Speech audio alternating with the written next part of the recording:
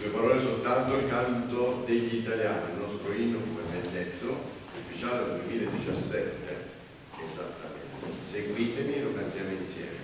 Dobbiamo aspettare un attimino, seguite me e lo canteremo insieme.